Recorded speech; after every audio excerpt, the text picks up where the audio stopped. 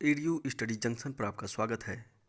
मैं लेकर आया हूँ यूपीटीजीटी पीजीटी एलटी भारतीय संविधान एवं राज्य व्यवस्था से संबंधित महत्वपूर्ण वन लाइनर क्वेश्चन।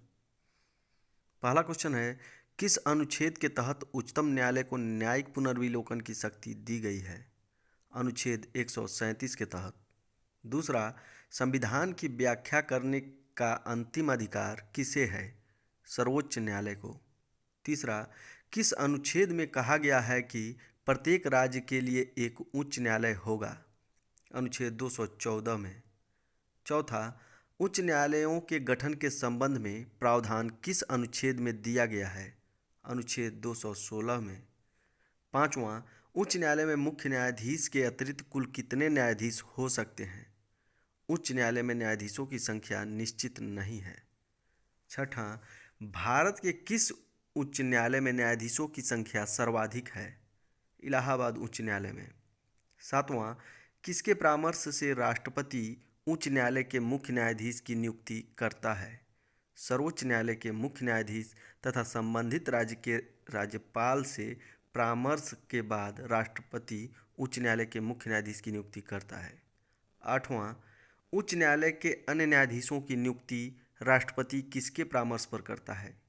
सर्वोच्च न्यायालय के मुख्य न्यायाधीश तथा संबद्ध राज्य के राज्यपाल तथा उस उच्च न्यायालय के न्यायाधीश के परामर्श से।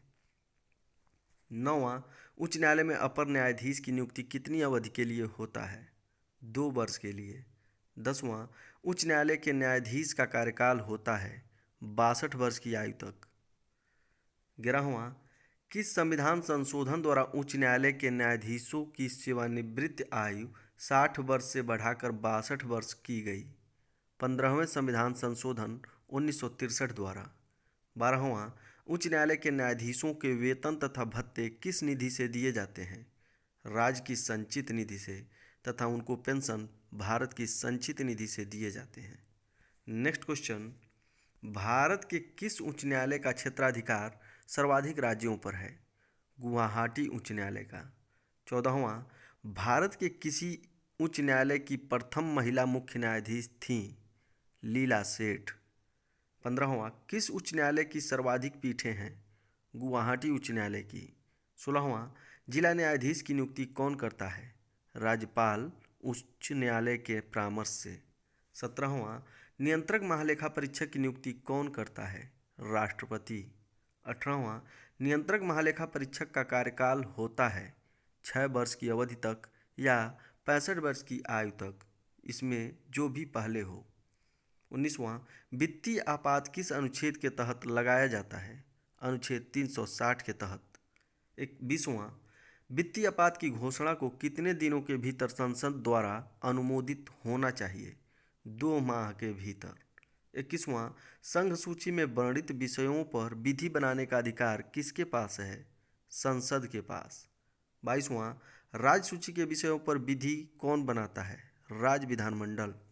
42वें संविधान संशोधन द्वारा किन विषयों को राज्य सूची से समवर्ती सूची में स्थानांतरित किया गया है?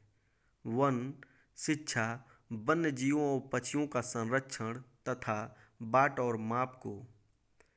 24वां, 42वें संविधान संशोधन द्वारा समवर्ती सूची में कौन सा नवीन विषय जोड़ा गया? जनसंख्या नियंत्रण और परिवार नियोजन।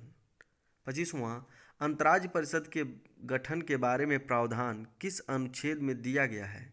अनुच्छेद 263 में। 26वां, अंतर्राज्य परिषद के गठन का अधिकार किसको है? राष्ट्रपति को। 27वां, अंतर्राज्य परिषद का सर्वप्रथम गठन कब हुआ था? 1990 में। 28वां, अंतर्राज्य परिषद का अध्यक्ष होता है प्रधानमंत्री। नेक्स्ट क्वेश्चन, अंतर्राज्य परिषद का प्रमुख कार्य है राज्यों के बीच उत्पन्न विवाद की जांच करना और उन पर सलाह देना। 30वां और अंतिम क्वेश्चन, राज्य सूची में कुल कितने विषय हैं? 61 विषय। आज के लिए बस इतना ही। धन्यवाद।